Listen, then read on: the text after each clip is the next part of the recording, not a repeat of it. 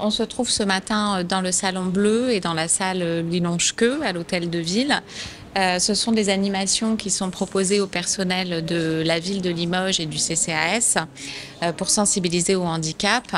Et cette action s'inscrit dans la Semaine européenne pour l'emploi des personnes handicapées et plus globalement de répondre aux problématiques liées à l'emploi et au handicap. On intervient dans le cadre de la Semaine de l'emploi des personnes en situation de handicap avec des ateliers de sensibilisation principalement autour du handicap invisible, vu que c'est le handicap le moins connu, alors que ça représente 80% des situations de handicap. C'est important pour nous aujourd'hui que chacun et que chaque agent se sente concerné en termes de politique de maintien dans l'emploi, alors que l'allongement de la durée de vie au travail est là. C'est important que chacun entende et soit sensibilisé au handicap. Je pense qu'on peut être confronté des fois à des situations dans notre environnement professionnel où on ne détecte pas en fait certains handicaps invisibles, où certains agents sont confrontés à certaines difficultés. Nous qui n'avons pas de handicap particulier, on n'est pas,